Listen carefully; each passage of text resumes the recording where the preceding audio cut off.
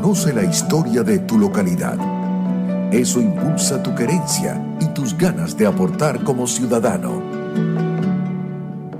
Y bueno, como les dije, es una excepción. Mientras podamos hacerlo, ya lo tenemos acá a Otoniel, porque lo que pasa es que él siempre está dando, está enseñando. Y entonces tenemos que aprovechar cuando es de vacaciones, tenerlo acá con nosotros en el estudio. Hoy lo pueden ver y escuchar a través de nuestra frecuencia, la de Unión Radio Noticias 93.7 FM, y también el Instagram Live. Ahí lo ven, @Unión Radio 93, piso 7. Él es Otoniel Martínez. Otoniel es docente universitario de más de 20 años dando materias de historia y geografía. Es docente actualmente certificado por la World Climate Foundation como educador global, representante de Venezuela ante el Consejo de Honor de la Organización Mundial de Scouts Independientes, docente encargado del modelo de las Naciones Unidas del Colegio Ítalo-Venezolano, El Manglar, y por el año que viene va a arrancar con otro más. Es abogado especialista en Derecho Administrativo y Laboral, y lo pueden seguir en sus redes sociales @Rudy Otoniel en X o Twitter, Rudy con Y, o en el Instagram @Otomartinez 67. Y bueno, hay dos cosillas que leí en las efemérides que ocurren un día como hoy, porque un día como hoy, en el año 1499, más allá del tema de la pizza, ¿no? Uh-huh. Que no sé, seguramente tienes alguna anécdota de pizza porque tú eres así. Pero bueno, en 1499, un día como hoy, se descubre el lago de Maracaibo. Y también un día como hoy, desde el año 1945, se funda la Federación Médica Venezolana. ¿Qué decir? ¿Algún comentario de estos temas? Yo creo que seguramente te vas a picar y extender. O me vas a hablar de la pizza primero. Bueno, de la pizza un detallito. Un detallito, más, dale. Sí, cortico. Ajá. Que en Mérida, yo viví muchos años en Mérida, el primer restaurante que hubo de comida extranjera en Mérida fue una pizzería en 1931, se llamaba Italia 1. Imagínate. Y seguramente en esa heladería de los múltiples helados debe haber uno con sabor a pizza. En el de Señora Encarnación sí había. Sí. Y dependiendo de la pizza, no es que era uno. Eran varios, dependiendo del sabor. Del menú. Había de pizza margarita, de cualquiera. Imagínate. ¿Y te gusta la pizza? Sí, muchísimo. Ay, Mayra la hace buenísimo, seguro. Así la hace. Toda una chef. A ver, y del lago de Maracaibo, ¿qué nos comentas? Vale. Bueno, el lago Maracaibo, agosto tiene una connotación histórica con lo que es Venezuela, la primera vista de los europeos de Venezuela o del continente, fíjate. Ajá. Llega Colón en agosto, un año en 1498, y llega a Macuro, a Sucre. Y Alonso de Ojeda, un año después, también casualmente hace un recorrido en todo ese mes de agosto, y desde las costas de Paria hasta Maracaibo. Y ahí es donde se encuentra con el lago, la visión del lago de Maracaibo, de Alonso de Ojeda, con los hermanos Yáñez Pinzón.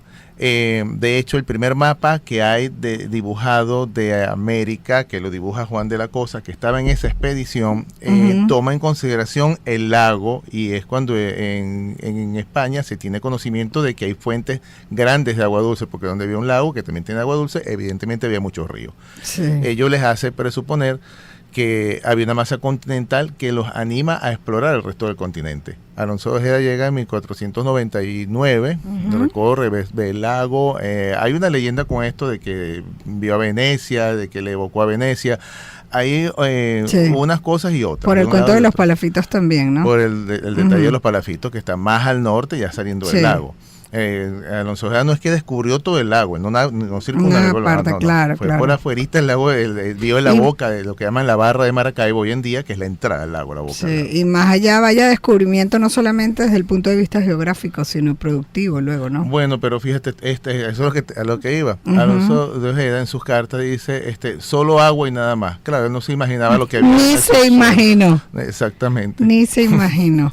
Pero hoy está contaminado, un tema que reflexiona, ¿no? Sí, muchísimo con el tema, sobre todo que estamos conmemorando los 200 años de la Batalla del Lago. Yo no hace mucho en el Colegio de Manglar tuve una disertación donde le comunicaba como este es el año donde las promociones se llamaron Bicentenario de la Batalla del Lago, sí. Bueno, la batalla hoy en día se sigue librando, y la batalla es contra la contaminación, la batalla es luchar un poco contra la desidia, y la batalla que sea más bien por preservar lo que tenemos, por rescatarlo, por conservarlo. Ahí realmente está la batalla, así que esa batalla no ha terminado aún. No, ahí seguimos batallando, e incluso, ¿no?, la responsabilidad de los entes públicos, de los gobernantes, que deberían garantizar y cuidar todos nuestros espacios naturales, no solamente por el potencial turístico, sino productivo, en ese caso, y como siempre decimos, ¿no?, cuidarlos para las generaciones actuales y las futuras. ¿Qué estamos haciendo en ese sentido? Yo siempre digo, bueno, yo sé que de este tema tú tampoco te sales, porque además eres abogado en la parte administrativa y laboral, ¿no? Pero siempre yo, para que les voy a contar un secreto, siempre busco a Otoniel para hacerle muchísimas consultas, y es cierto que la gente tiene que participar para lograr los cambios, ¿no? Y hay que informarse para poder participar más eficientemente. Claro. Y la política, aunque uno no lo quiera, porque lo confundimos con partidos políticos, siempre se mete en nuestras vidas, porque ¿quién decide cómo cuidar el lago? ¿Quién decide sobre tu salario que vas a ganar? ¿Quién decide sobre la seguridad social? O sea, todo se decide en políticas, ¿no? Claro, pero políticas que tienen que nacer de opinión, de fuerza, de la fortaleza de la opinión y la participación constante. Es verdad ese tema, el tema no es un tema nada más de instituciones, es un tema de todo. Sí. El tema del lago es también... es responsabilidad de todo, pero claro, no podemos decirle que nada más el gobernante. Claro, ¿no? Y también es otra cosa, no particularizarlo porque está en la región del Zulia. ¿No? El lago está en el Zulia y ya está, yo estoy aquí en Anzoátegui. Además, que se resuelvan esos maracuchos que son súper regionalistas. Ajá. A mí me da entera cómo es esa gente con su estado, ¿sabes? Bueno, porque deberíamos ser así en Anzoátegui. Porque ellos son regionalistas y nosotros no. Pero te voy a decir algo, Anzoátegui tiene dos características tremendas. Hay un anzoatiguense que nace desde la mesa de Guanipa hacia abajo. Ajá. Y ese anzoatiguense es tradicional, ancestral y pelea duro por su tierra. Ese sí está... Okay. No es el que conozco yo en la zona norte, pero lo que pasa es que más del 50% de la población anzoatiguense se agrupa en la zona norte. Pero tú no has escuchado a un tigrense defendiendo su pueblo. ¿Cómo se ponen esos tigrenses como por un tigre? Tigre? Ajá, y para los pariaguaneros. También esa gente, los paraguaneros asisten donde sea. Hay un gran amigo mío que dice... Yo soy de lechería, pero me pongo igual que los tigres eso. Exacto. Los paraguaneros dicen que, o sea, la gente dice que donde hay algo importante, un paraguanero metido. Fíjate cómo son de ellos. Pero, fíjate. ¿Por qué? Aprovechando tu presencia, porque hoy le voy a sacar el jugo a Otoniel. Ay, Dios mío. Aprovechando tu presencia, ¿por qué son más regionalistas que los anzoatiguenses? ¿No nos hace falta un poco ese regionalismo, esa parte de arraigo para tener un mejor estado? Porque yo les voy a decir algo, y siempre lo digo en cualquier escenario en el que me presentan como anzoatiguense. Anzoátegui es el único estado que limita al norte con el Mar Caribe y al sur con el Orinoco. O sea, vaya cosa y valor desde el punto de vista geográfico, con repercusiones económicas de acceso geográfico y también de productividad, ¿no? Y además de diversidad. Eso no lo tiene otro estado. No. Pero, más allá del lago allá que en Maracaibo. Sí, pero precisamente ese factor geográfico es el que incide. Porque históricamente Anzoátegui, la provincia de Barcelona era un paso obligado hacia una provincia más importante, que era la más importante de Venezuela en aquella época, que era Cumaná. Cumaná fue mucho más que Barcelona desde el punto de vista territorial, considerado así por las autoridades. Fíjate que cuando ya en la época republicana se creó el estado de Bermúdez, la capital era Cumaná, ni siquiera era Barcelona. Sí, claro. Entonces, fue un estado de paso. Históricamente fue un estado de paso. Era una época transitoria.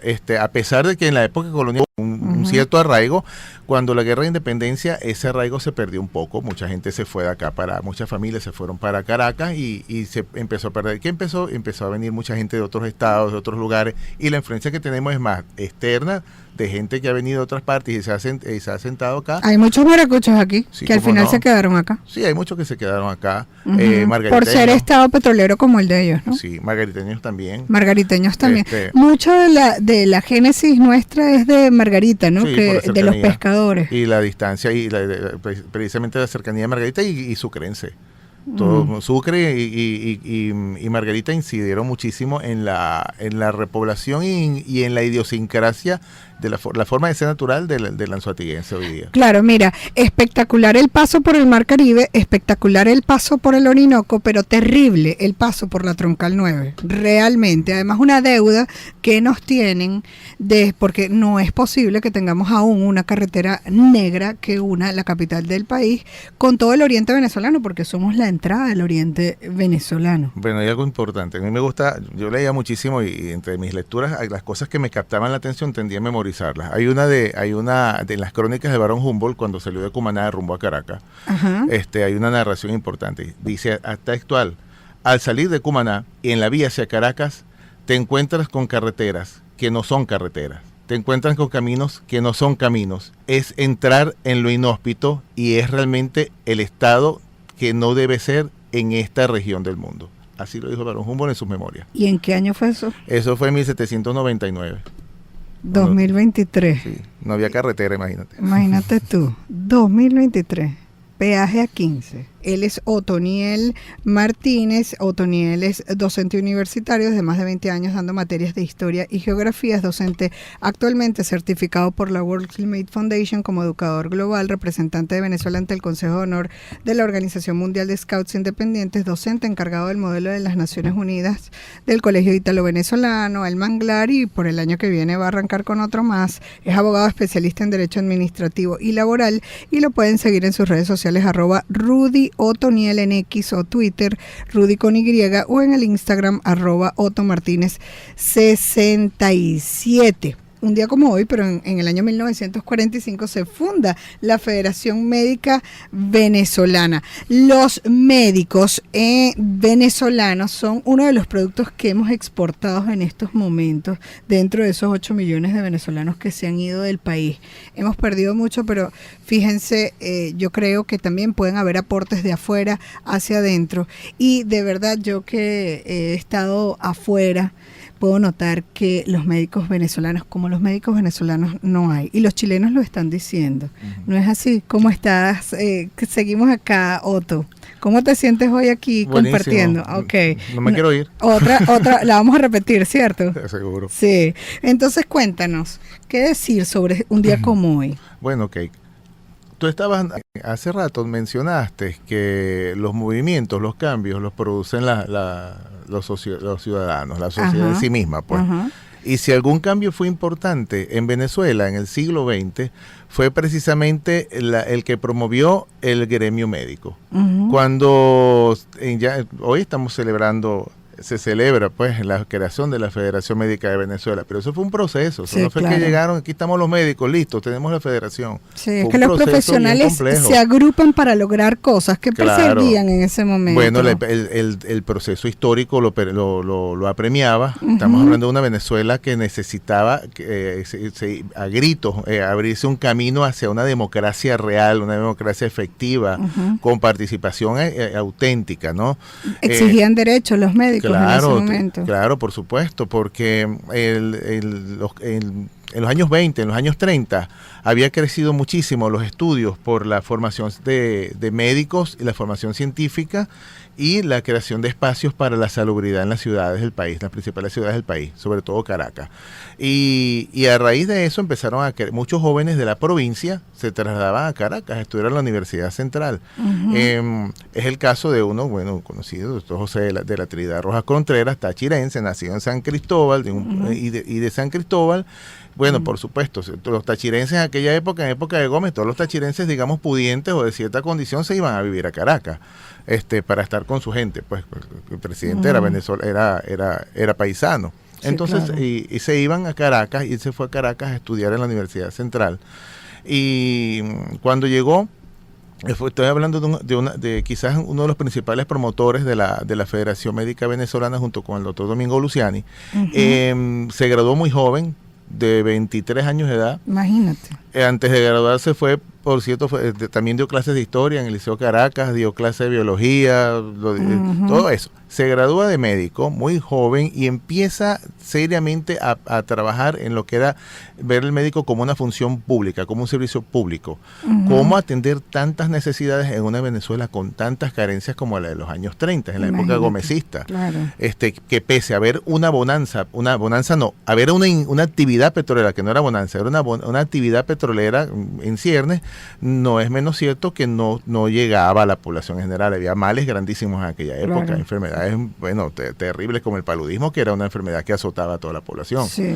Entonces, varios médicos jóvenes decidieron empezar a trabajar en función de organizarse, crear pequeños grupos médicos, pequeñas asociaciones, estudiar, presentar trabajos de investigación. En Maracaibo surge una corriente importante. Todos esos grupos empiezan a crear, digamos, unas especies de colegiatura. Y de hecho, deciden primero crear la federación, pero se acuerdan que ya en los años 40, y entrando al año 40, que tienen es que crear los colegios. Primero los colegios y luego la federación.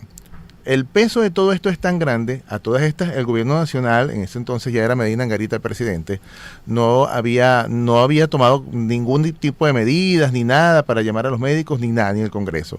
Y los propios médicos son los que elaboran el proyecto de ley de ejercicio de la medicina, que presenta en 1940 y finalmente va a ser aprobado en 1942. Cuando es aprobado en 1942, ya habiendo muchos colegios, el de Anzoátegui se crea en noviembre de 1942, por cierto, cuando se crea todo, que tienen el aparataje de la ley, surgen entonces otros elementos importantes. Las condiciones del profesional de la salud. Cómo va a trabajar, en qué condiciones y las condiciones generales. El gobierno de aquella época de Medina Angarita entiende que debe hacer reformas sustanciales para poder garantizar la salud de la población y por supuesto el ejercicio de los profesionales. Que también era una responsabilidad constitucional. Claro. En ese momento. Sí, en el preámbulo constitucional siempre salió con la suprema obligación del Estado de garantizar la seguridad, la vida, la libertad de los ciudadanos como acciones principales. Medina Angarita entonces va a reforzar el seguro, el seguro social como institución, que hasta como lo conocemos al día de hoy. Empieza la dotación. Bueno, en aquel momento fue ejemplo, luego que se fortaleció. Bueno, claro. Ahora hay mucho que hacer para que mejore. Lo que es, vamos a decir institución, la institución como tal, pues. Sí, se logró una institucionalidad importante. Y crea y avanza creando hospitales de seguros en toda Venezuela. Se institucionalizan también las carreras, el ejercicio de carreras paralelas del campo de la salud, que no solamente la medicina, y surgen los estudios de farmacia, la carrera de bioanálisis se extiende por todo el país. Y la formación académica, la formación de los jóvenes. Hay una modificación importante en el currículo educativo de educación media. Y el currículo educativo establece las especialidades en la educación media. El bachiller que se graduaba en ciencia biológica. Mi mamá se graduó en el año 48 en ciencia biológica. Imagínate. Y el que se graduaba en ciencias biológicas iba a estudiar medicina, o bioanálisis, o farmacia. Pero el objetivo principal, porque imagínate, se reunieron para lograr 1 millón de cosas y en un ganar-ganar con el gobierno, y desde ganar cosas profesionales, cosas desde el punto de vista de personal y también de la salud del país en general, que también era un interés del gobierno. Pero el objetivo principal que los llevó a unirse, ¿cuál era? Las condiciones. Las condiciones y en cuanto a los honorarios. Había un problema gravísimo en aquella época. Había muchísimos médicos que trabajaban en las estaciones de radio. En las estaciones trabajaban en las estaciones de gasolinas, en plantas petroleras, en todas esas cosas. Y no ganaban sino lo que se les pagaba, digamos, unos sueldos muy exiguos para los territorios que tenían ellos que recorrer. Que cubrir. Era muy grande, entonces muchos de ellos inclusive contraían enfermedades y no tenían cómo ser tratados. Entonces, de alguna u otra forma, el gobierno entendió, el gobierno nacional entendió y clarificó que era importante para ellos, para desarrollar, apoyar la lucha gremial y creando condiciones laborales adecuadas para el entorno, para el profesional de la medicina. Claro, eso fue en algún momento, ya para cerrar, Otto, que recoger y que reflexionar sobre esto, porque siempre reflexionamos de las efemérides. ¿Cómo está la situación médica el día de hoy? Bueno, de la situación médica no quisiera hablar porque precisamente nada más que un médico para poder expresarlo, pero como ciudadano sí lo puedo decir. Claro. Todavía... Además como receptor de ese servicio, tan necesario para la vida. Y que todavía está latente, todavía sigue latente los esfuerzos que hicieron posible la creación de la Federación Médica, luchar por las condiciones de vida de un gremio que lo necesitaba para poder dedicarse a atender un derecho tan importante como es el derecho a la salud. Imagínate tú que de hace 70 años, es como que si estuviéramos viviendo el mismo momento. Es como que si lo estuviéramos viviendo, es casi que refundar otra vez el proceso. Y eso es de la mano entonces de los médicos con el apoyo de la ciudadanía, obviamente. Exactamente. Y ahí bueno, y con tantos médicos que hemos tenido aquí, con tantos nombres ilustres, con tanta gente que ha dado vocación de servicio, y rapidito antes de que termine, mi mamá me contaba que el doctor Domingo Guzmán Lander, una personalidad aquí entre tantos otros, tenía la costumbre de que él vivía en la Plaza Rolando de Barcelona, y él se vestía y tenía su bata de médico hasta la noche tarde y con el maletín de médico y lo iban a buscar a la hora que fuera 11, 12 de la noche y lo encontraba vestido. Y así salía a atender a la gente. Es que esa era una vocación, es como los maestros, los médicos tienen que ser de vocación. Muchísimas gracias, Otoniel. Bueno, la repetimos, ¿verdad? Otro día lo repetimos seguro. Acá en estudio. Muchísimas gracias a Otoniel Martínez, quien es docente universitario de más de 20 años, dando las materias de historia y geografía. Siempre nos acompaña los jueves telefónicamente. Hoy lo tenemos presencial porque está de vacaciones. Síganlo en su Instagram, @OtoMartínez67 y en su X o Twitter, @Rudy Otoniel. Despedimos desde la Gerencia General Juana Bellorín, Armando López y Luis Pérez desde la edición y grabación, Luis Rodríguez desde el control técnico en la coordinación de producción general del Circuito Unión Radio, Jesús Salazar desde la jefatura de producción de Unión Radio 93.7 FM. Se despide Alexandra Gamboa, Jessica Molina lo hace desde la producción general del programa, desde la redacción de mundour.com en Anzoátegui, Saraí Portillo. La suscrita se despide desde el micrófono María Alejandra Malaver Bellorín, certificado de locución 36.581 y de productor nacional independiente 6.264. Sigan nuestras redes sociales, las de Gente y Ciudad, Twitter, Instagram, TikTok, @Gente y Ciudad ORG. Mis cuentas personales también son iguales en todas las redes, Twitter, Instagram, TikTok y LinkedIn, @MaleMalaver. Pueden escuchar nuestras entrevistas a todos los profesionales, les recuerdo, por todas las plataformas podcast o también en nuestra web genteyciudad.org. Nos despedimos, no sin antes recordarles que el objetivo es convertirnos en el ciudadano que el planeta necesita a partir de nuestra acción individual. La estrategia, dar siempre lo mejor de nosotros.